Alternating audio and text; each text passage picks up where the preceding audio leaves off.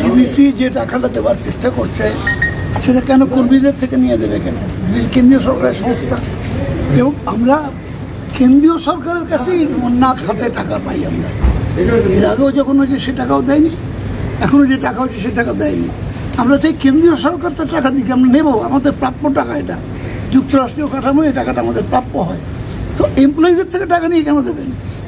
দেখি সেই গরু মেরে জুতো দান, আমারই গরু নিয়ে গেছে, নিয়ে মেরেছে, মেরে তার থেকে জুতো তৈরি করে আমাকে দান করছে, এটা তো আমরা নেব না। কর্মচারীরা আলাদাভাবে দিতে পারে, ইচ্ছে করলে দিতে পারে, আমরাও দিতে পারি, ইচ্ছে করলে সরকারের রিলিফ ফান্ডে দিতেই পারি। কিন্তু যে ডিভিসি একেবারে মানে অবৈজ্ঞানিকভাবে জল ছাড়ার জন্য একদিনে 5 বার জল ছেড়েছে, একদিনে 18 তারিখে 5,30,000 কিউসেক জল ছেড়েছে একদিনে, আর মোট 3 দিনে 8,27,000 কিউসেক জল ছেড়েছে। এটা কোনো রিজনেবল? 3 ঘন্টার নোটিসে, 3 ঘন্টার নোটিসে আমরা আমফান মোকাবেলা করেছি, ইয়াস মোকাবেলা করেছি, আমরা সেফ শেল্টারে নিয়ে গিয়ে তাদের রাখতে পেরেছি, খাবার জল সম্পূর্ণ আগে থেকে ব্যবস্থা করতে পেরেছি। কিন্তু জলের নিচে চলে গেছে মাইলের পর মাইল, গ্রামের পর গ্রাম, সেটাকে আমরা মোকাবেলা করতে গেলে আমাদের সময় লাগছে। মানুষ কোথাও কোথাও কষ্ট পেয়েছে, আমরা যত তাড়াতাড়ি সম্ভব রিলিফ দেওয়ার চেষ্টা করেছি। কিন্তু রিলিফ করতে মানুষের প্রাণটা হয়তো বাঁচাবার চেষ্টা করেছে, 18 জনের প্রাণ গেছে। কিন্তু তার যে অত্যন্ত প্রয়োজনীয় হয়তো বাড়ির দলিল, সেটাও জলে নষ্ট হয়ে গেল। তার হয়তো আধার কার্ড ছিল, কি বলে আই কার্ড ছিল, অন্যান্য কোনো প্রয়োজনীয় সার্টিফিকেট ছিল, পড়াশোনা করার সার্টিফিকেট ছিল, সব তো জলের তলায় চলে গেল। এই ক্ষতিপূরণ কে দেবে? একবেলা না খেয়ে থাকা যায়, কিন্তু এই সব ক্ষতিপূরণ করার ক্ষমতা আছে আমাদের? কে দেবে ক্ষতিপূরণ?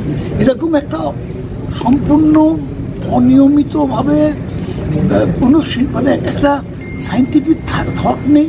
পেপারে বলে দিচ্ছে যে এটা ঘূর্ণিঝড়টা চলে যাচ্ছে ঝাড়খণ্ডের দিকে, আমাদের রাজ্যেতে জল হয়ে গেছে। তখন ওরা নিজেদের জল আটকে রেখে দিয়ে, তেনুঘাটে জল আটকে রেখে দিয়ে হঠাৎ করে ছাড়লো। তখন ডিভিসিতে এমন অবস্থা হলো না ছাড়লে নয়, ওরা জলটা ছেড়ে দিল। কিন্তু দায়টা কার? তাহলে এত লোক কাজ করে কেন? যেমন মুখ্যমন্ত্রী আমাদের কৃষি দপ্তরকে বলেছিল সমুদ্রের জল যদি মাটির উপর চলে আসে চাষ হবে না, তাহলে আপনারা বৈজ্ঞানিক কিসের? এত কোনো সায়েন্টিস্টকে মাইনে দিয়ে রেখেছি কেন? আমরা বার করুন, 6টা আইটেম বার করেছি আমরা, 6 রকম ধান বার করেছি বৈজ্ঞানিকরা। এইটাই তো যারা আবহাওয়া তত্ত্ববিদ তারা তো বলবে যে এইভাবে জল ছাড়লে হবে না, এইভাবে জল ছাড়লে হবে না, আগে থেকে জলটা ছাড়ুন, বা এই মেঘ থেকে জল আসতে পারে, তারা বলে দেবে।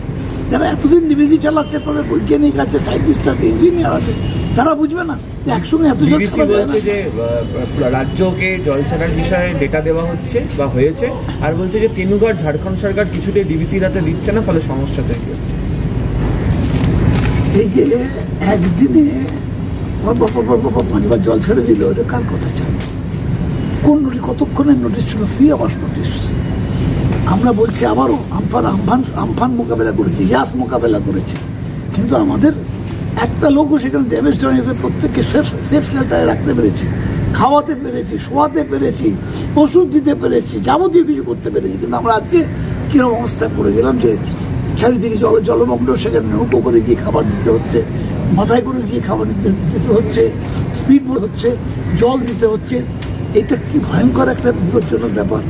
মোট 12টা জেলা, তার মধ্যে ডিভিসির জন্য 8টা জেলা, তারপর ভাগীরথীতে জল বাড়ার জন্য কিছুটা, উত্তর ভারতে বৃষ্টি হওয়ার জন্য ভাগীরথীতে জল বাড়ার জন্য মুর্শিদাবাদ আর নদীয়ার কিছু অঞ্চল ডুবে গেছে, যেগুলো অল্প বিস্তর ক্ষতিগ্রস্ত হয়েছে। টাকা নেবেন না আপনার রাজ্য? নেবেন আমরা রাজ্য সরকার ডিভিসির কাছ থেকে টাকা নেব না, কিন্তু অ্যাজ অ্যান ইন্ডিভিজুয়াল পার্সন যে কোনো লোক দিতে পারে, সরকারকে সাহায্য করতে পারে, সেখানে আমাদের কোনো আপত্তি নেই। সবাই অধিকারে সাহায্য করে, ডিভিসি অর্গানাইজেশনের কাছ থেকে 1 টাকাও দেবো না।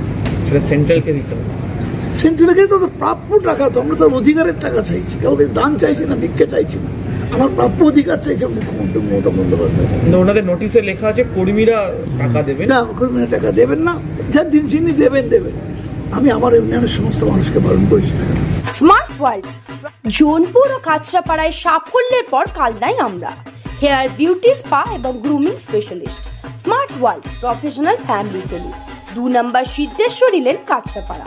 শিমুলতলা, জোনপুর, কাঁচরাপাড়া এবং আমাদের নবীনতম সংযোজন কালনা, শিমুলতলা, অম্বিকা অ্যাপার্টমেন্টের স্টেশন রোডের নিকট।